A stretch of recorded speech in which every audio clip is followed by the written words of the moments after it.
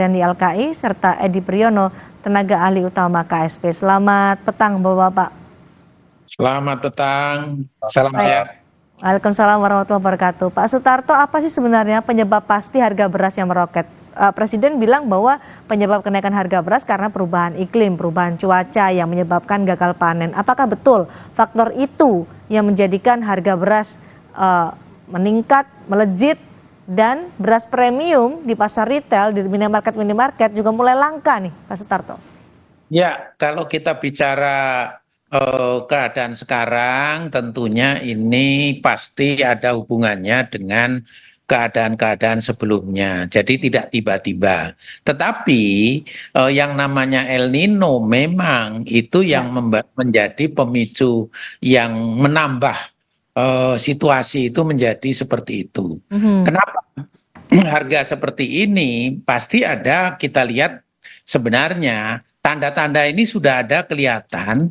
Beberapa tahun terakhir ini kan kita melihat adanya penurunan luas lahan atau luas panen. Kemudian produktivitasnya cenderung stagnan. Kemudian surplus kita makin lama, makin tahun ke depan, ke sekarang ini makin turun. Ini adalah satu tanda-tanda.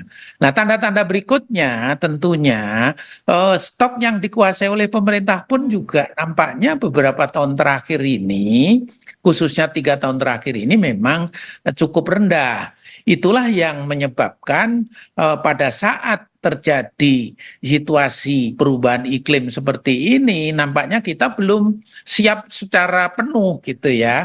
Harusnya kan tahun lalu saja kita tahu kondisinya itu Juli itu stok kita itu tinggal 500-an ribu ton.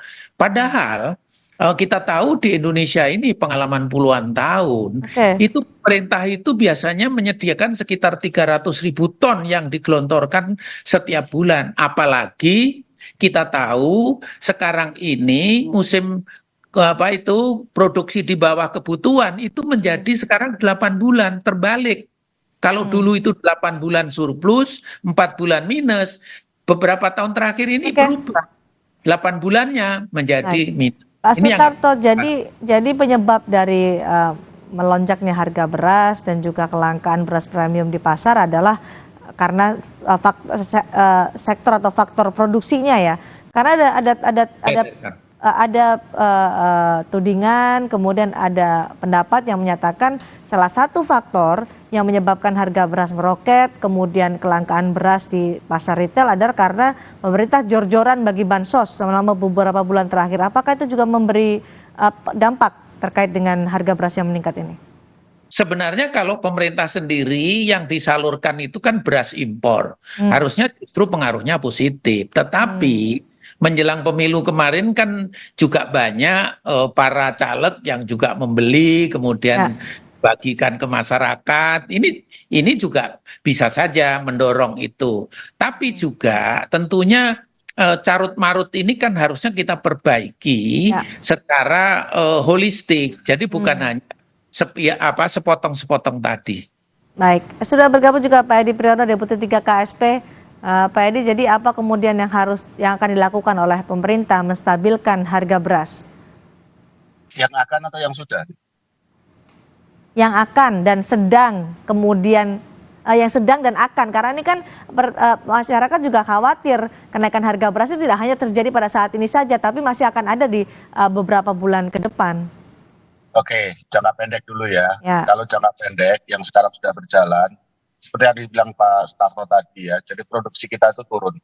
Produksi turun karena luas panen turun, selain karena memang luas panen ada sedikit penurunan secara reguler dalam arti tanpa ada El Nino. El Nino juga membuat luas panen berkurang karena musim tanam itu bergeser. Jadi produksi memang berkurang, meskipun masih surplus, tetapi berkurang. Produksi berkurang otomatis harganya kan naik gitu ya. Nah, dalam jangka pendek itu kemudian pemerintah bisa mengimpor lebih banyak. Tahun 2023 itu lebih dari 3 juta ton. Nah, kemudian tahun ini itu juga sekitar 3 juta ton juga direncanakan untuk impor. Itu sudah jalan terakhir karena produksi dalam negeri sekali lagi meskipun masih surplus tapi surplusnya itu sangat kecil. Tahun lalu tuh hanya sekitar 0,3 juta ton atau 300 ribu ton, itu kecil sekali dibandingkan surplus tahun-tahun sebelumnya. Nah, impor itu digunakan untuk apa? Impor itu digunakan untuk memperkuat cadangan beras pemerintah. Cadangan beras pemerintah itu penggunaannya satu untuk kalau ada bencana alam, tapi kita bukan dalam konteks sekarang ya. Nah, sekarang itu adalah yang namanya beras SPHP, stabilisasi pasokan dan harga pangan. Sering disebut beras operasi pasar. Bentuknya adalah pemerintah melalui Bulog melepas cadangan berasnya itu sekitar 100.000 per bulan. Harapannya supaya kalaupun tidak bisa menurunkan, at least penaikannya bisa ditahan. Kemudian di sisi lain kita juga membantu saudara-saudara kita yang mungkin kelas kelompok menengah ke bawah yang kurang mampu dengan bantuan beras atau bantuan pangan gitu. Nah, itu adalah solusi jangka pendek gitu ya. Nah, kita sangat menyadari itu bukan solusi jangka panjang. Kalau jangka panjang ya kita harus meningkatkan produksi di satu sisi, kemudian melakukan diversifikasi pangan atau karbohidrat supaya kita tidak terlalu tergantung kepada beras, tapi kita bisa juga mengkonsumsi sumber karbohidrat lain. Dari peliputan kami di beberapa daerah, Pak Edi, selalu warga menyatakan kapan ini kita bisa merasakan harga beras ini stabil, turun, tidak lagi mahal yang bahkan sampai mencapai Rp18.000 per kilogram. Tergantung harapan atau ekspektasi ya. Kalau ekspektasinya kembali seperti dulu, itu terus terang banyak pihak ya, bukan kami, bukan pemerintah ya. Artinya banyak analis mengatakan bahwa itu sulit ya, karena situasi sudah berubah. Bukan hanya di internal kita, tetapi juga di eksternal yang membuat harga pupuk kemudian lebih tinggi dari biasa. Dan jangan lupa ya, tensi geopolitik ketika gandum itu di-ban dari Rusia, itu beberapa negara penduduknya itu beralih ke beras. Saya nggak mengatakan banyak ya, tapi memang ada. Nah, itu juga kemudian menambah permintaan terhadap beras. Di sisi lain, suplai beras di pasar internasional itu turun.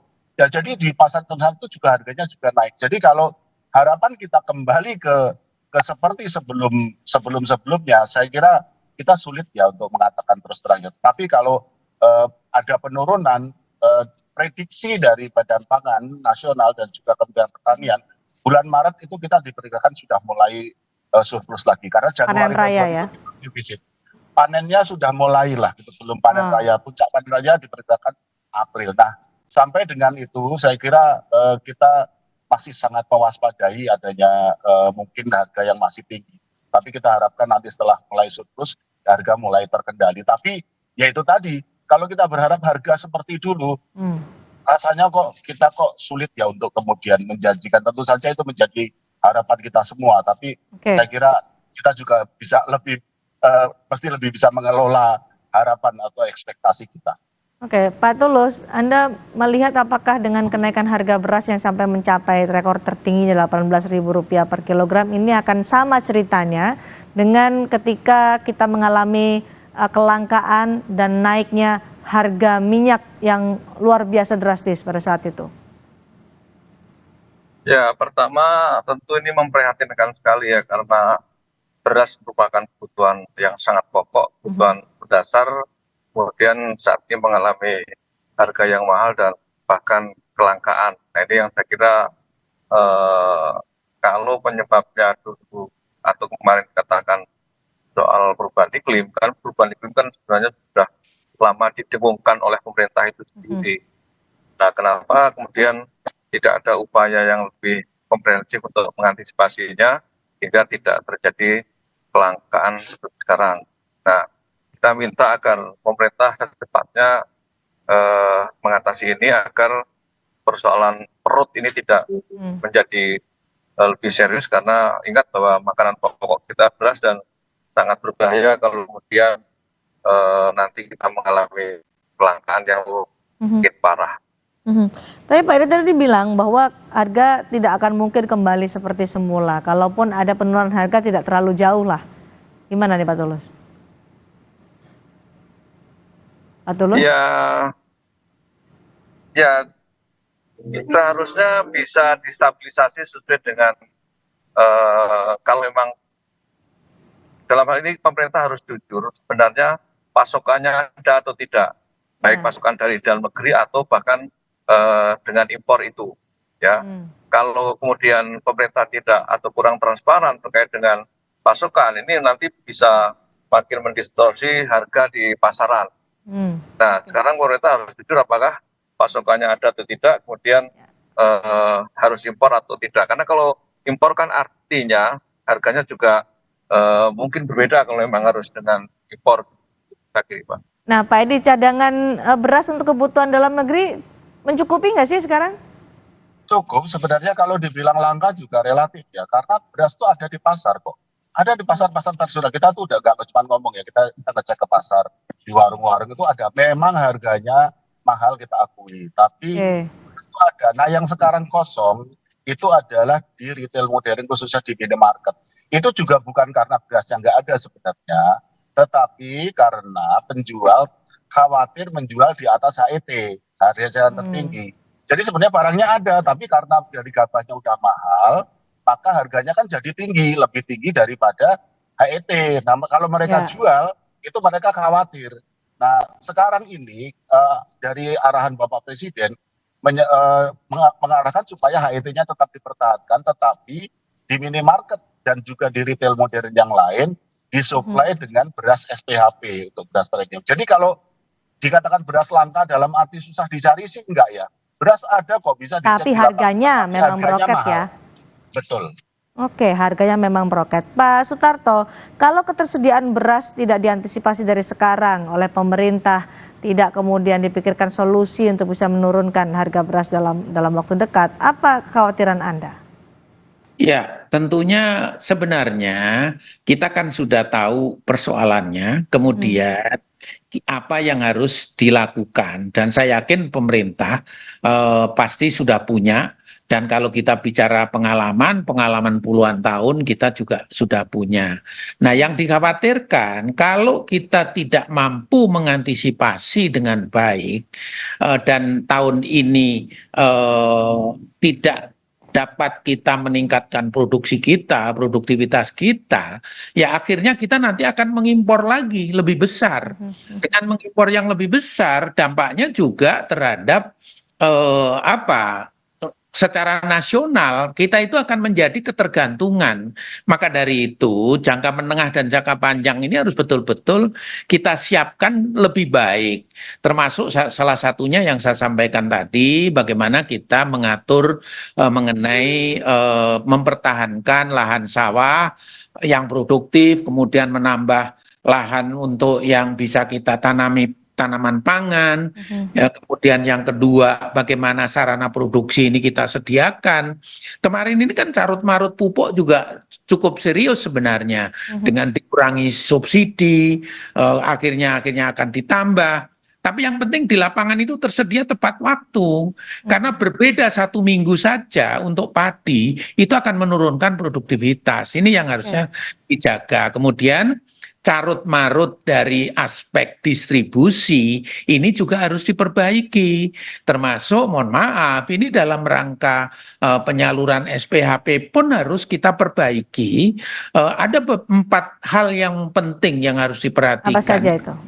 Yang pertama, jumlahnya harus cukup secara masif. Yang kedua, harganya harus tepat. Berapa? Jangan sampai kalau nebusnya di atas 500 ton, malah harganya 11.800.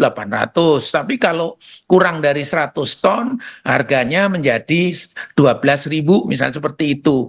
Nah ini kan berpihak kemana kita ini, gitu loh. Kalau mestinya kan justru terbalik, kan gitu. Nah kemudian berikutnya lagi tepat sasaran, baik tempat dan waktunya. Nah, kalau sekarang ini memang sangat tepat sih harusnya. Yang terakhir, lagi-lagi cara distribusi. Janganlah kita mengandalkan melalui broker-broker besar. Nah, broker-broker besar kan akhirnya kemana barang itu? Itu kan jadinya kan akan disalurkan lagi melalui tempat yang lain. Jadi siapa yang harusnya menyalurkan menurut Anda, Pak Sutarto? Ini kan yang harus dilayani itu kan masyarakat yang paling bawah kan, yang retail-retail termasuk di pasar, termasuk teman-teman kami yang melayani pasar di tingkat-tingkat lokal. Ini kan beri kesempatan gitu loh, beri kesempatan seluas-luasnya. Jangan karena dia modalnya kecil, malah disuruh membeli dengan harga 12.000 dan kadang-kadang birokrasinya juga terlalu kurang baik gitu. Ini yang harus menjadi perhatian kita. Pak Sutarto, kalau tadi Pak Edi menyatakan Maret ini sudah mulai masuk panen, adakan panen raya, apakah nanti akan berdampak pada penurunan harga beras? Ya, hari-hari ini sebenarnya sudah mulai turun karena daerah Pati, daerah Demak, daerah Rembang ini juga sudah mulai panen. Kemudian minggu depan ini nampaknya daerah Pantura Jawa Timur juga sudah mulai panen. Sekalipun saya sependapat dengan Pak Edi, janganlah kita minta kembali harga seperti semula. Saya kira. Pak Sutarto, maaf saya potong karena kita harus mendengarkan kumandang azan maghrib untuk wilayah DKI Jakarta dan sekitarnya.